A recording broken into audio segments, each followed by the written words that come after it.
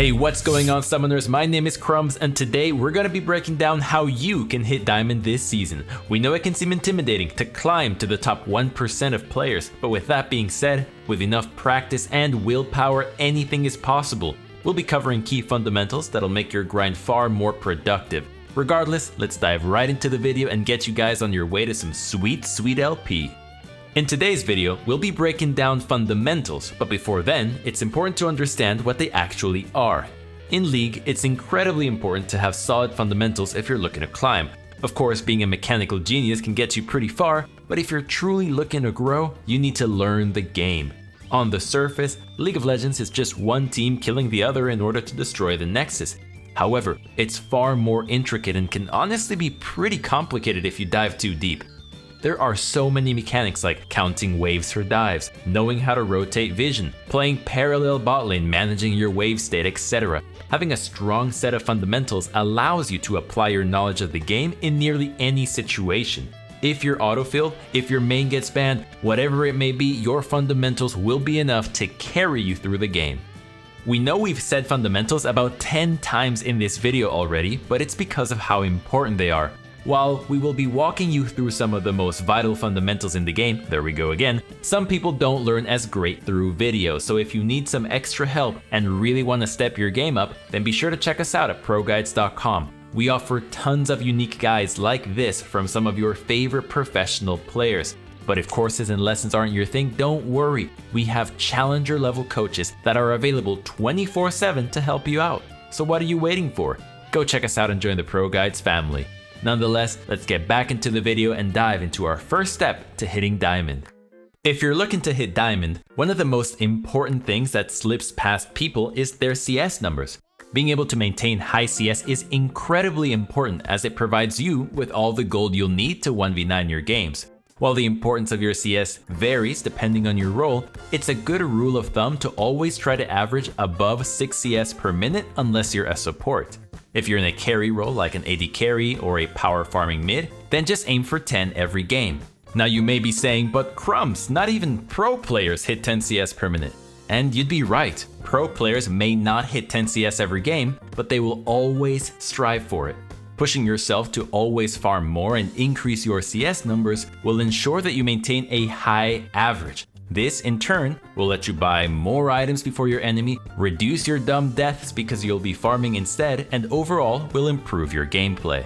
While we're on the topic of CSing, it's also important to constantly practice your wave management. We won't be breaking down the intricacies of wave states in this video, but don't worry, we offer an amazing guide elsewhere.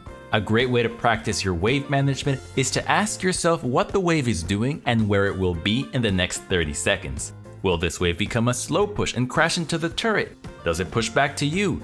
If the enemy crashed the wave, what if they freeze it and prep you to get ganked? It's questions like these that will always keep you moving and at the top of your game. Continue to push your understanding of wave management by any means. Another great way you can improve is to watch a pro player and pause the video before they hit the wave. Try to predict what they're going to aim for and see if you're right. If you misunderstood why they went for a certain wave state, then ask yourself what the reason could have been. While you're on your climbing journey, you'll also have to pick up some basic macro. There are tons of complex rotations and movements that happen in competitive play, but when it comes to solo queue, you can pick up simple ones pretty quickly. A great example of basic macro is where bot laners move after the laning phase. After they take their turret, they either go mid or top to take the next turret and break open the map. Mid is usually better since it puts them in a position to roam to help their allies, but if they can easily break top, then they will. Another great movement is when you're playing a mid lane assassin. You'll want to be in the side lanes and shove out the waves, but afterwards, be sure to sit in the jungle and roam around. It's important that you catch the waves to avoid falling behind, but sitting in the jungle will let you quickly rotate to a free kill. If you're looking to improve your macro, a great rule of thumb is to always be on the same side as the objective unless you have teleport. While there are a few exceptions to this, it'll work with nearly any team composition. Playing on the same side as the objective will let you prep vision for it and quickly rotate to kill it. That being said, if you know you and your allies aren't looking to fight it, then use the time elsewhere. Instead of running in circles waiting for them to take the dragon, go shove top or mid and take a turret in exchange. Overall, macro is a pretty difficult concept for many players to pick up on. That being said, it's also something that will stick with you once you understand it, so it's worth investing your time in it. Always ask yourself why players are moving to a certain location and what the benefits could be. Maybe you saw Sneaky move into the top lane at 6 minutes and are confused, but if you paid attention, you realize he got a free recall and can now fight at the first Herald since it's important for his team. Speaking of teams, it can be really hard to have a strong mental while trying to climb. Between inting Yasuos, toxic Dravens, and AFK top laners, you have a lot to deal with. This is why mental fortitude and team morale is so important. Being the person that flames your allies won't win you more games, but being completely cut out of chat also may not be the best move. Be sure to cheer your allies on for great plays and make some shot calls to keep the game going.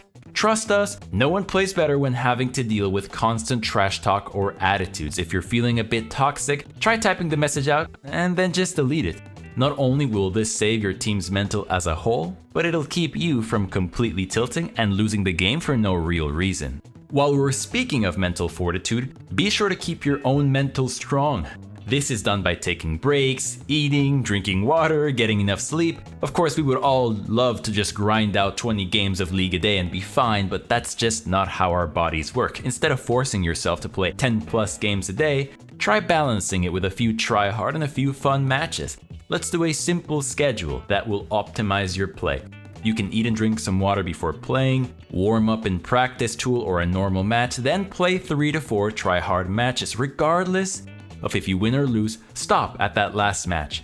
Afterwards, you can take a look at any notes you wrote about your games today and just have fun. Play some normals and try something new, spam some ARAMs with friends, or play a different game altogether. Whatever it takes for you to relax, be sure to do it. You play significantly better when your health is taken care of and you keep your mind right. If you're tilted after a game, take a break, drink some water, and walk around or watch a YouTube video. Now that we've hammered it into our heads that mental is super important, let's not forget about our favorite ProGuides tradition. Today, we want to ask you all, what is one way you get yourself to untilt? Personally, I like to take long walks by myself, and I know it's a meme, but I'll go touch some grass, and when I come back to the computer, I am fresh, I am brand new, and I am entirely in the zone. Now, everyone has their own way of reducing stress and regaining focus, so I shared mine. Let's see what yours is. Regardless of what your answer may be, let us know in the comments section down below. Nonetheless, let's get back into the video and dive into our last few key points for getting yourself into Diamond. Pulling us back into the video, we have the extremely important and easiest way to hit Diamond, limiting your champ pool. We're sure you've heard it time and time again that you should one-trick a champ to climb. Unfortunately, we're not here to argue that point. If you're really looking to grind to Diamond this season, then it's vital that you have a small champ pool. Not only will this smaller pool let you understand every matchup, but it'll let you focus on your fundamentals during games. Think of it this way. Let's say you have 100 points of focus. If you constantly switch champs, then you have to allocate 60 points to piloting that new champion. The other 40 are used in your macro, wave management, map awareness, jungle tracking, vision control, etc. When you decide to one-trick a champion, you can swap these points around for an easier time. You won't need 60 points to pilot your champion because it'll be muscle memory and you'll know how the matchup works. This can give you 20 extra points to put into the rest of the game. Now, one-tricking is not for everyone. Some of you get bored extremely easily, myself included, and cannot fathom playing the same champion for hundreds of games. Well, if you're not able to successfully one-trick, then it's best to simply reduce your champion pool size. Rather than play every AD carry in the game, try playing 2 to 3 with a similar playstyle. A great example would be Kai'Sa, Vayne, and Samira, as they all share similar styles. Speaking of styles, it's important to understand how your champion focus, what your role's purpose is, and what kind of playstyle that creates. Let's go through a few generic styles of play that are seen in each role. In top lane, you can opt for a split pushing role that plays to generate pressure for your allies and takes turrets if left alone. This is usually fulfilled by champions like Fiora, Tryndamere, or Yorick. You could also opt to be a tank player who loves to be a beefy frontline for their allies with someone like Ornn or Malphite. Or maybe you like something in the middle and want to be a fighter that can sustain in long fights by picking up someone like Riven or Darius.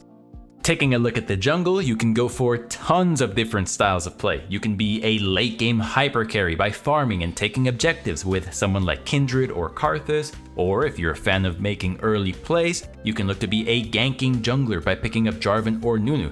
Some people are big fans of invading champs that want to fight a ton early, so they tend to go for Xin Zhao or Nidalee.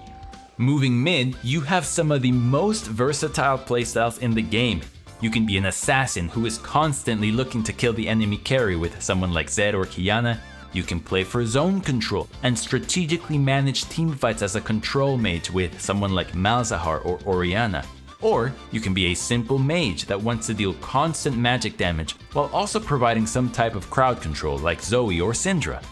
Pulling us down to the AD carries, you can go for a few generic roles like a hyper carry. Jinx and Aphelios are always looking to hit their 3-item spike and wipe games with their massive DPS. You could look at early game carries who want to destroy their laners by picking someone like Draven or Caitlyn. Maybe you're more of a mid-game mastermind who wants to win through sheer power like Ezreal or Kai'Sa, or maybe you don't even want to play AD carries at all and you'd rather play mages in the bot lane like Veigar or Ziggs. Finally, we have a few different support playstyles. You can look to empower your allies by playing enchanters like Lulu or Yuumi. Sometimes you like being the carry and want to deal tons of damage by playing Senna or Brand. Or maybe you're a fan of the engage and hyper tank role, so you can opt for a Nautilus or Leona instead. Overall, there are a ton of different playstyles in League, and it's important to find one you're comfortable with and get familiar with it.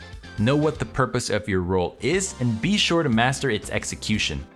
Now, before we close out the video, if you want to join an amazing community of people like you that love lists, talk pieces, and other things like this, check out our Discord using the link found in the description below. So what are you waiting for? Join! Nonetheless, let's get back into the video and go through our closing thoughts. Before we let you all go, we want to remind you to take your time. Be patient with your progress and give yourself space to breathe. Not everyone can climb as easily as others make it seem. Some of you may struggle for months to even see slight progress, but that's okay. Acknowledge your improvement and embrace the struggle. To truly climb, you have to practice and keep learning. We believe that you can do it, and so does the rest of the ProGuides family. Regardless, thank you all so much for watching. And that sums up our video for today. Don't forget to join our ProGuides family over at ProGuides.com, where we offer exclusive giveaways and classes that you won't catch anywhere else. So stay tuned and like, comment, and subscribe on this video. We'll see you guys in the next one. Thank you so much for watching once again. Good luck on the Rift, and may the LP gods smile down upon you.